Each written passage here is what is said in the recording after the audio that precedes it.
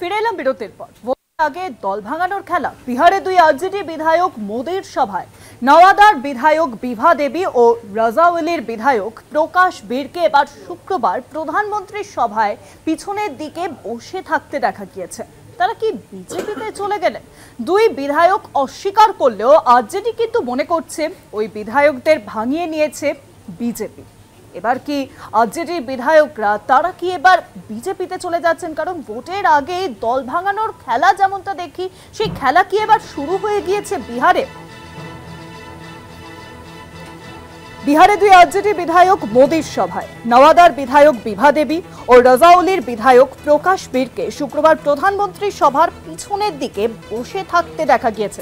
আরো জানবো এখন নিউজমের সঙ্গে রয়েছেন আমাদের পলিটিক্যাল এডিটর আশিস চট্টোপাধ্যায়। আশিস, তো গতকালই যেমন পশ্চিমবঙ্গে প্রধানমন্ত্রী নরেন্দ্র মোদীর সভা ছিল, তেমনি কিন্তু বিহারেও সভা ছিল এবং সেখানেই আরজেডির দুই বিধায়ককে দেখা গেল প্রধানমন্ত্রীর সভায়। তাহলে যেমনটা দলবদলের পালা চলে নির্বাচনের আগে, সেই দলবদলের পালা কি এবার শুরু হতে চলেছে বিহারেও? দেখো, দল ভাঙানোর খেলাই সম্ভবত বিহারে শুরু হয়ে গেল।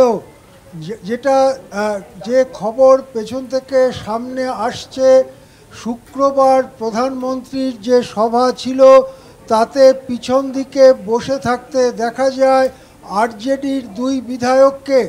এর মধ্যে একজন মীনা দেবী, যেটা জানা যাচ্ছে যে মীনা দেবীর স্বামী সহ পরিবারের কয়েকজন, তাদের নানা রকম মামলা মোকদ্দমায় পর্যুদস্ত করে রাখা হয়েছে।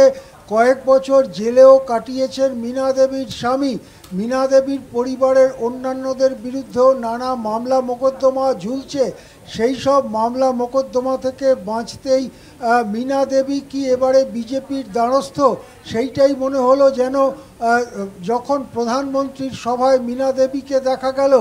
অপর বিধায়ক রাজাউলির প্রকাশ বীর, তার সঙ্গে সাম্প্রতিককালে আরজেডির অন্যতম শীর্ষ নেতা বা বর্তমানে আরজেডির প্রধান পরিচালক তেজস্বী যাদবের সম্পর্ক তলানিতে এসে দাঁড়িয়েছে। এই অবস্থায় প্রকাশ বীরও কি তাহলে বিজেপি মুখী?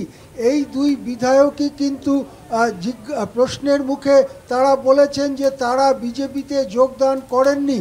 কিন্তু আরজেডি সূত্রগুলো জানাচ্ছে যে লক্ষণ দেখে মনে হচ্ছে তারা বিজেপিতেই চলে গেলেন। আরজেডি সূত্রে বলা হচ্ছে তাদের ৭৮ জন বিধায়ক ছিলেন, তার মধ্যে ইতিমধ্যেই ৪ জনকে ভাঙিয়ে নেওয়া হয়েছে। আরও ২ জন যদি চলেও যায় আরজেডির শক্তি ক্ষয় হবে না। অপরদিকে বিজেপির পক্ষ থেকে জানানো হচ্ছে যে প্রধানমন্ত্রীর ওই সভায় নানা সরকারি প্রকল্প উদ্বোধনের ব্যাপার ছিল এবং সেই কারণে জনপ্রতিনিধিদের ডাকা হয়েছিল। ওই জনপ্রতিনিধিরা প্রধানমন্ত্রীর সভায় এসেছিলেন, বিজেপির সভায় নয়।